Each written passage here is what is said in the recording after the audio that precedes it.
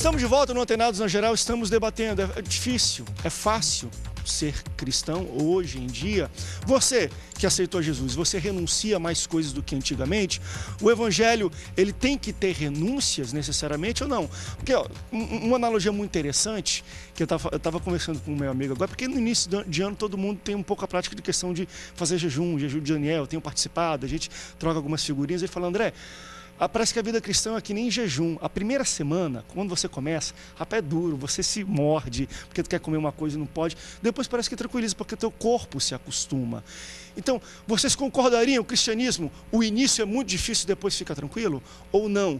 O cristianismo, ele deveria, pelo menos, ser uma busca sem parar de dificuldade, de renúncia. Como é que vocês enxergam isso? É sempre difícil. Porque não é fácil, não. Não, a verdade, você começa... O que eu observo também é aquelas pessoas que creem e aceitam Jesus logo no início. Viu? Quer converter todo mundo. Quer pregar, quer Primeiro falar. amor, mas aí é bom encontra isso. aqueles crentes cascudo na igreja, tanto dizendo, mas não é assim, começa a embarrerar logo. É o crente que dificulta também, bicho. Também. Começa, daqui a pouco você vê, aquele irmão que distribuía folheto não está mais distribuindo. O que houve? Ele foi embarreirado pelos casca-grossa que estão, parece que tem carteirinha de aposentadoria na igreja. Tem uns aposentados na igreja que atrapalham os outros, a grande verdade é essa. Então, mas é sempre difícil, porque quanto mais você se aproxima de Deus para viver uma vida... Não é legalismo não, gente. O evangelho sempre foi equilíbrio. Mas o ser humano, como o pastor Bispo falou ali, não é só agora não. Antigamente também tinha os extremos, mas tinha o equilíbrio também, como hoje também. Hoje os extremos para mim estão demais, até no excesso e alta velocidade. Mas é difícil. Mas quanto mais você se aproxima de Deus, mais o Espírito Santo vai ditando para você. Isso aqui sim, isso aqui não. Não precisa nem o pastor, você vai lendo a Bíblia. Agora, se você for aquele crente de que você não lê a Bíblia, que você não gosta de ouvir o seu pastor, você não gosta de aceitar as orientações de Deus que vêm através da liderança, aí, meu filho, o mundo vai ditar para você. André, você sabe o que acontece? A gente tinha que fazer aqui um paralelismo aqui entre como era antigamente e como é hoje. Antigamente você ia para a igreja, Efésios 1:13, tendo nele crido, levantar-se a mão e aceitou Jesus, beleza, se converteu. Se converteu, pegava o teu nome, beleza, você começava a frequentar a classe de novos convertidos. 13 lições, classe de catecúmenos. Exatamente. Quando você queria batizar, mandava uma comissão na tua casa. Tu é assembleano, tu sabe disso. Mandava uma comissão, 3 irmãos lá na casa do rapaz, o vizinho, fala com o pai dele, fala com a mãe dele. Depois de mais ou menos ali uns 8 meses, o cidadão ia às águas. Você batizava. O pastor ia na casa dele. Se batizava. E eu conheço pastores que você assinava um termo de compromisso. Exatamente. Hoje um termo de compromisso. Preste atenção como é que era antigamente. Para quem está aí assistindo a gente, não é muita burocracia hoje, também? Vamos lá. Vamos fazer um paralelismo. Por favor, né? Aí tudo bem, batizava o cidadão. Batizava o cidadão ficava submisso ao pastor, tudo mais, submisso aos membros, submisso à orientação dos seus líderes e tudo mais. Quando ele ia em outra igreja, ele só podia ir cantar, se fosse cantor, se tivesse uma carta de pedido da igreja, e etc, por aí vai. Como é que é hoje? Hoje o cara entra na igreja... Livre-arbítrio. Hoje ele pode tudo. E na hora em que o pastor olhar para ele de maneira feia, ele sai da igreja. Então, antigamente era muita burocracia, concordo plenamente contigo, em número, gênero e grau. E hoje é o quê? Bagunça?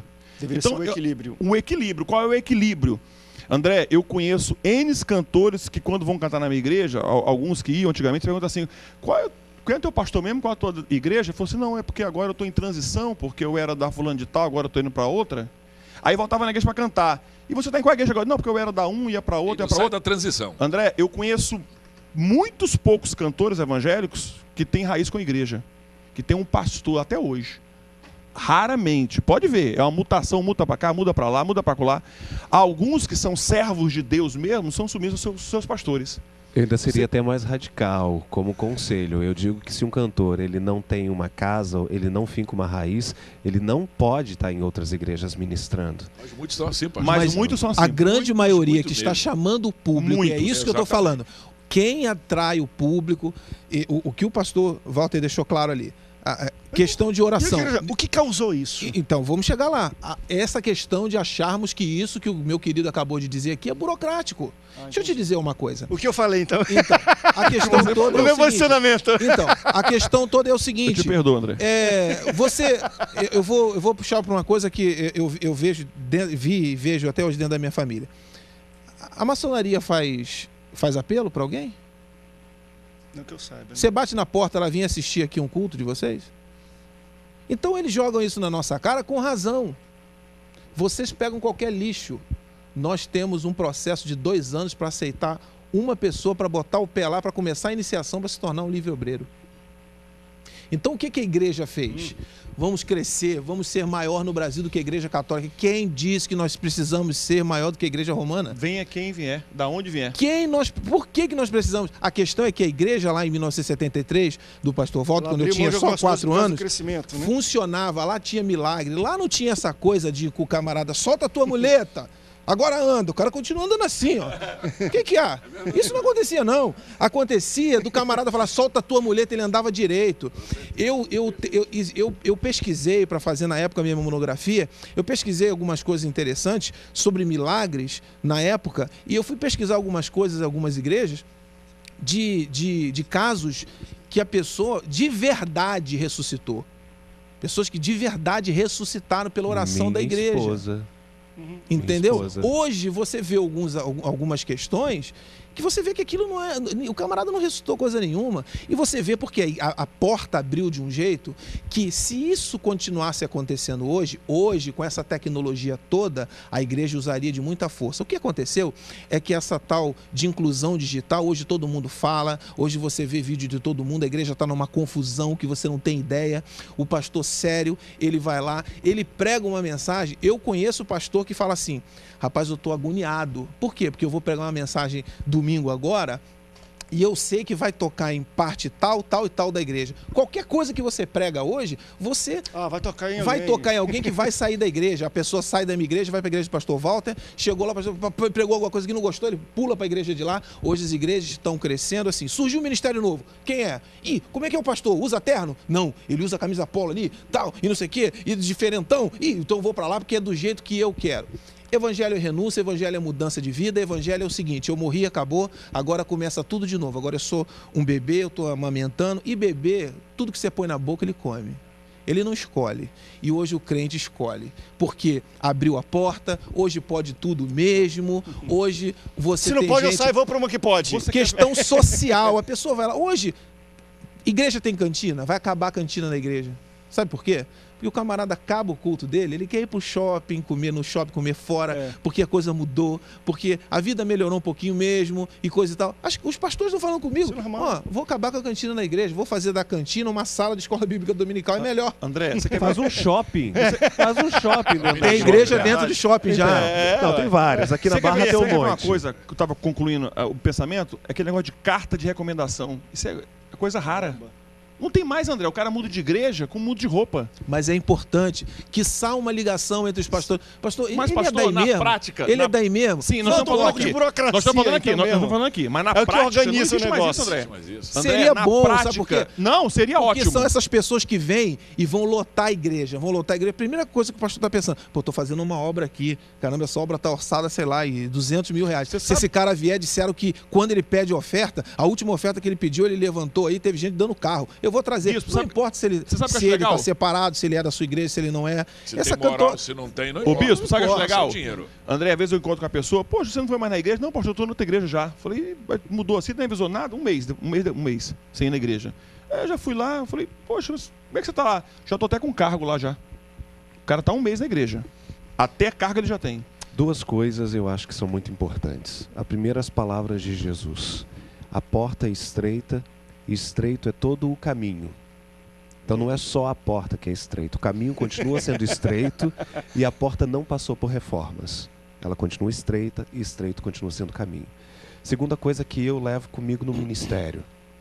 Neófitos. Acho que algumas burocracias a gente pode abrir mão delas. Eu não preciso investigar a vida da pessoa inteira para poder batizá-la ou para conferir se ela aceitou Jesus. Mas neófitos continuam sendo neófitos. Essa pessoa que eu recebo dentro do templo, dentro da igreja, que a gente vai começar a cuidar, ela não pode assumir cargo de liderança durante alguns meses, no meu caso são 2 anos, porque Porque é o processo que ela está sendo amadurecida. É o processo em que ela se magoa, é o processo que ela é dodói ainda, é o processo que a gente tira os carrapichos, que a gente trata as mazelas. É o que a Bíblia chama. Não ordenei ninguém que seja neófito. Neófito é novo na fé. Agora também não os impeçais de vir a mim. Então, eu acredito que assim, nós precisamos ainda ser bastante contundentes. Acredito que a igreja, ela abriu mão de muita coisa para ter números. Para ser maior do que as outras. Isso continua sendo errado. Mas, se você não tem como identificar pessoa por pessoa, porque a sua igreja é muito grande, mas, por exemplo, das pessoas que eu cuido, as que chegam, pelo menos uma ligação para o antigo pastor dela, é feito, para saber como que ela saiu de lá. Sabe uma coisa que tem sido interessante, antes da gente terminar esse bloco? Desde o início, quando eu lancei a pergunta, é difícil ou é fácil ser cristão? 80%, a maioria, talvez aqui das respostas, são questões internas e não questões externas, que tipo, André, tem que, né, não pode namorar 2 mulheres, não sei o quê. A gente não está citando tudo isso, a gente citou muito questões internas de como uma igreja vê a outra, como é um processo de um crente para o outro, talvez corroborando muito com o que o bispo Alexandre falou. André, hoje a grande dificuldade nossa, a gente está perdendo para nós mesmos, né? Acho que às vezes o diabo, ele senta numa cadeira e ele fica assistindo, porque ele fala, eu não preciso, se eu for meter a mão, estraga, deixa aqui, se degradinho. E isso é triste, a gente vê, eu acho que até a gente no último programa do ano, a gente levantou um pouco essa bola, o que está dificultando a vida cristã nossa? É difícil, nós falamos em termos de renúncia? Porque, vamos lá, se a gente fala de relacionamento, eu vou citar um monte, sexo depois do casamento, tem que amar apenas uma mulher, a gente começa a ver essas renúncias e fala, gente, é difícil renunciar. Só que no dia a dia da vida cristã, o que mais dificulta às vezes é o próprio crente mesmo. Eu paro para ver, eu estava falando isso, e só levantando para a gente terminar esse bloco, acho que foi umas semanas atrás, eu postei uma questão na internet de Deus vai te dar uma vitória hoje. Virou um debate teológico. Quem eu conheço de amigos meus que seguem em rede social, que não é crente, falou, poxa, André, obrigado, valeu, amém, amém. E quem era crente, mas calma aí, porque você está decretando, virou um debate teológico. Então, assim, quem não é crente recebe a palavra, e quem é crente quer debater teologicamente o que quer dizer que Deus vai me dar uma vitória hoje, mas eu não tive aí, porque minha fé está grande, não, porque tá... Então a gente tem que parar um pouco de teologizar talvez tudo mais, burocratizar algumas coisas. Procurar saber quantos anjos tem na cabeça de um alfinete. Jesus Cristo. Vamos para um rápido break, daqui a pouco a gente volta para tentar responder a pergunta que eu fiz no último bloco e não respondemos. Por que tem mais mulher? O dobro das pessoas na igreja são mulheres. Ponto. Não sei onde às vezes eu congrego, eu vejo o dobro de mulheres nas igrejas. Por quê? Eu sei que a população brasileira tem mais mulheres do que homens, mas por que as mulheres são mais atraídas pelo evangelho? Vamos para um rápido break, daqui a pouco a gente volta. Não sai daí, o Antenados volta já já.